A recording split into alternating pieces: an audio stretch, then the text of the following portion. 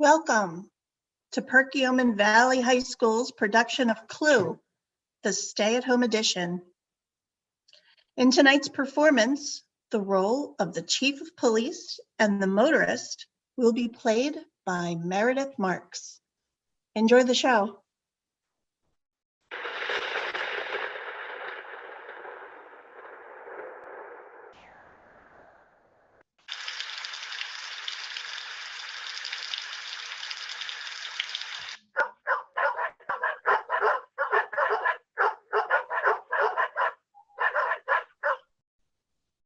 Scene 1, Body Manor, 1950s. It is foggy from the storm, and a dimly lit, flickering chandelier hangs above. Yvette, a French maid dressed perfectly, watches the news on a static-filled black and white television set. McCarthy's shrieking denunciations and fear-mongering have created a climate of fear and suspicion across the country, raising the question in households across the nation. Who are the un-American Americans amongst us?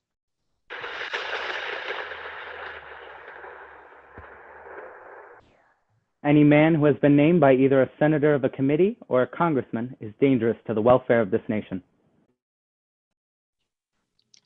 The front door is open, unheard by Yvette. Enters Wadsworth, the butler, dressed perfectly, shaking off his umbrella, a twinkle in his eye. He stands behind Yvette and listens to the TV also. President Eisenhower refuses to engage directly with McCarthy. In a letter to his brother, however, Eisenhower explains, as for McCarthy, only a short-sighted or completely inexperienced individual would urge the use of the office of the presidency to give the opponent up the publicity he so avidly desires. Time and time again, without apology or evasion, I and many members of this administration have stood for the rights of the individual, for free expression of convictions, even though those convictions may be unpopular, and for the uncensored use of our libraries, except as dictated by common decency. Yvette? Monsieur, I didn't hear you come in. You frightened me half to death.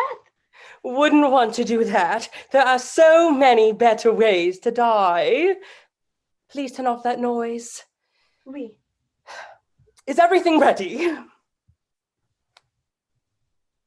Cook?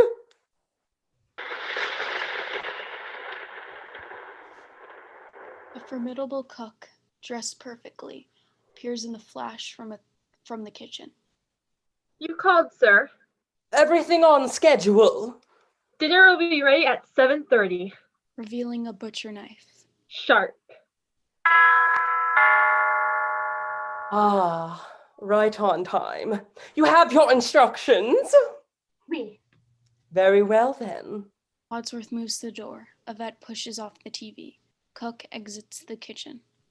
Let the game begin.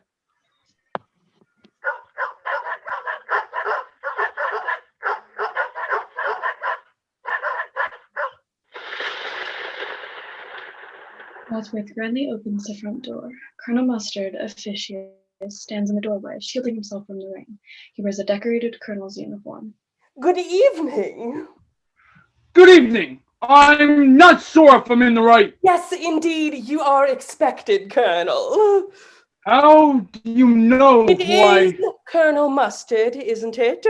No, that's not my name. My name is Colonel... I believe it's been recommended that tonight you use a pseudonym. Oh, no thank you. I took an antihistamine before I came. May I take your coat? Oh, all right, I suppose. As Wadsworth takes his coat, Yvette, who is wheeled on a bar cart, now pops open a bottle of champagne, startling Colonel Mustard, who yelps. Whoa! Not to worry, Colonel. It's just the maid in the hall with the champagne cork. Champagne? Oh, don't mind if I do. Yeah. Ah, thank you. Yvette escorts Colonel Mustard to the lounge. As Colonel Mustard enters,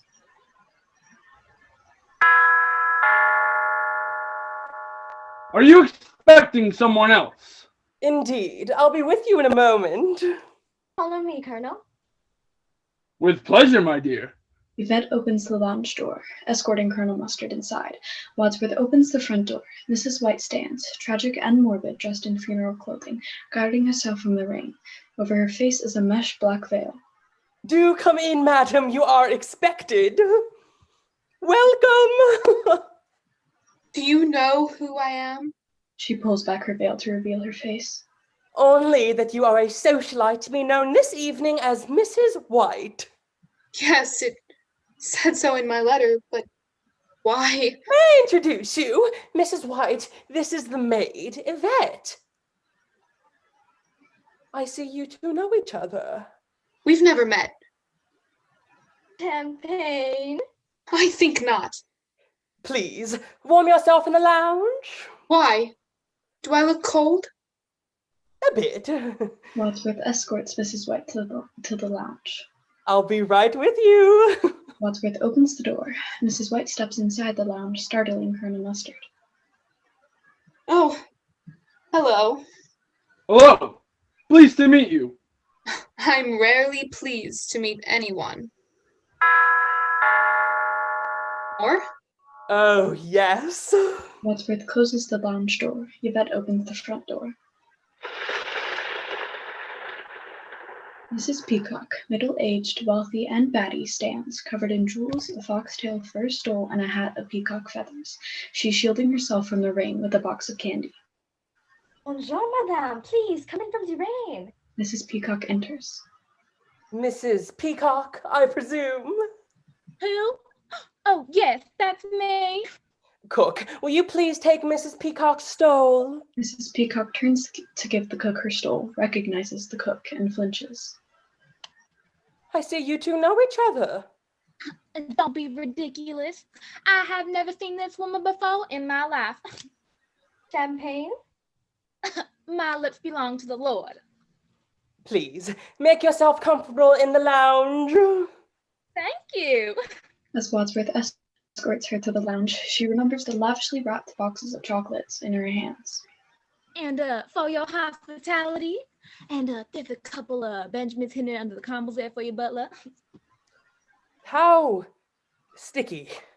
I expect to be treated like the wife of a... Hold that thought. Right this way. After you, Mrs. Peacock. Wadsworth opens the door to the lounge. Oh my, look at the detail on all this molding. This is quite a magnificent mansion. Ah! Who are you? Welcome to the party. Wow. This is turning out to be quite the crowd.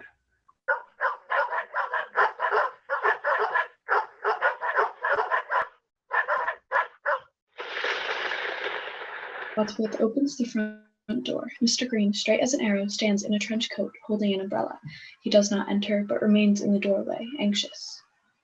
Is this the right address to meet a, Mr. Body? Mr. Green frantically sits. No, not you, sir. Sorry. Please, come in. Excuse me, I suppose this letter has me rather anxious. You must be Mr. Green. Oh, yes, that's exactly who I am. Welcome, sir. Whoa, this isn't what I expected at all.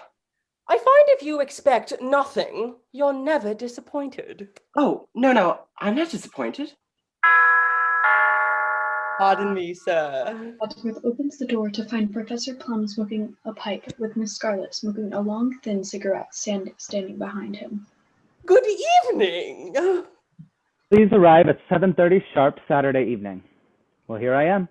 Professor Plum. If you say so. Well. And I thought I'd seen everything. Miss Scarlet, welcome. I didn't realize you and the professor were acquainted. We're not. The bridge is all washed out from the rain. My car broke down. And this professor offered to give me a ride. I didn't realize we were headed the same place until we arrived. How was your drive? It's a long haul. Indeed, it is a long hall, but it is a very large house. This way, please. Wadsworth points the way to the lounge. Miss Scarlet absorbs the grandeur of the manor. What is this godforsaken place, anyways? This old place? Oh, this is Body Manor. Cook dinner. Correctly. Appetizers in the lounge. After you. Ooh, hors d'oeuvres, good. I am starving. Funny, I haven't much an appetite at all. Wadsworth opens the door to the lounge, allowing them to enter. My. This really is a party. Well, greetings all. It's a pleasure for you to see me. Ooh, There's so cocktail many. hour. There's so many of you. I didn't realize. Right, good then. You're all here. Colonel Mustard. Present. Miss Scarlet. Hmm. Mrs. White. Yes. Professor Plum. Right. Mr. Green. That's me. Mrs. Peacock. How do you do? Greetings. I am Wadsworth, the butler. Tonight, as you may have surmised, nobody is being addressed by their real name, a courtesy your host has provided to ensure your privacy. I suggest you follow his lead and refrain from revealing too much about yourselves this evening. You never know when. Mr. Green spills champagne all over himself. Ah, dinner. Sorry. I'm a bit clumsy, I suppose. Dinner? It's more like a cocktail minute. Mr. Wadsworth, you were saying you never know when. What? What? What? This way, please. Yvette has handed Mr. Green a fresh glass of champagne. Green spills his drink again. We really oughtn't keep her waiting. Cook can get cranky. Ladies and gentlemen, follow me. The dining room is right this way. Ladies and gentlemen, we have to pause our broadcast for just one moment. Please stay tuned. We're going to log off and log right back on. Thank you very much for your patience.